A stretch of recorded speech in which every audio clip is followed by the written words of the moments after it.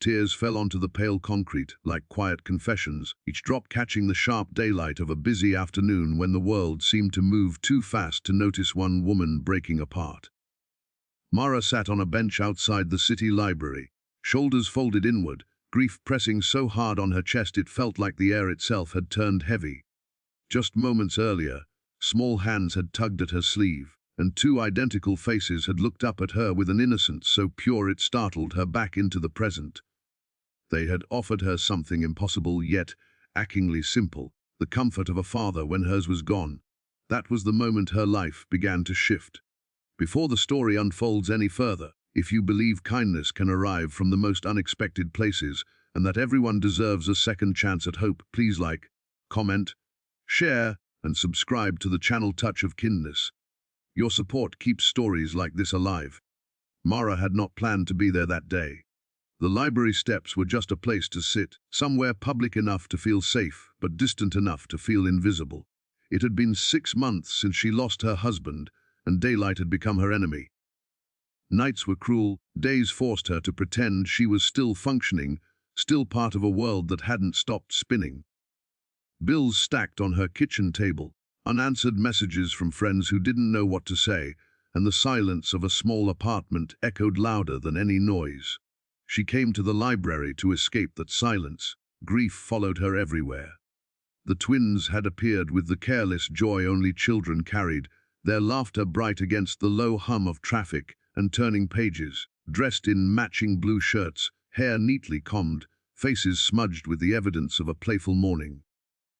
Behind them stood their father, Rowan, man with gentle eyes and the tired posture of someone who worked hard but loved harder. He had been distracted, searching his bag, unaware of the quiet miracle unfolding in front of him. The children sensed what adults often missed.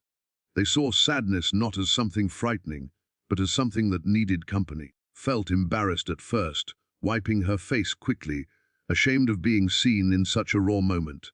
Yet the warmth of that small interruption cracked something open inside her. She realized how long it had been since anyone noticed her pain without trying to fix it or rush her through it.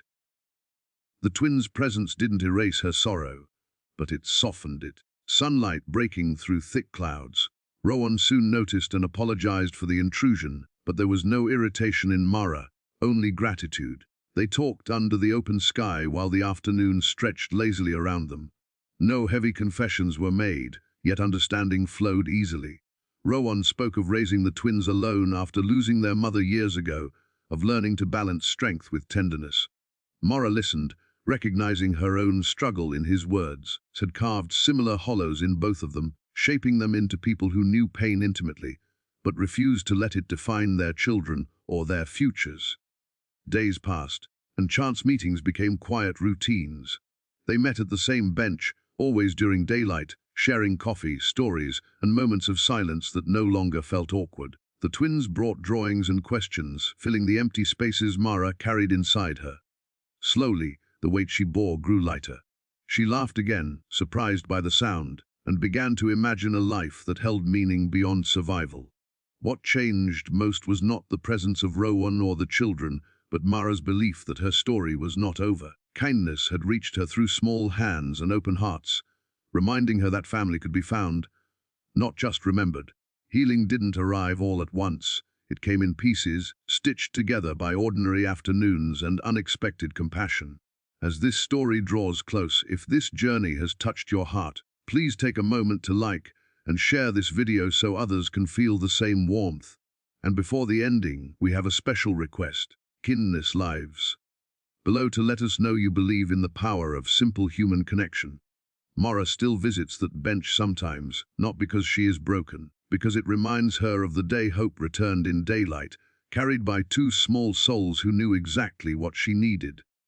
If this story moved you even a little, please engage with this video and support Touch of Kindness, because somewhere right now, someone is waiting for a moment just like this.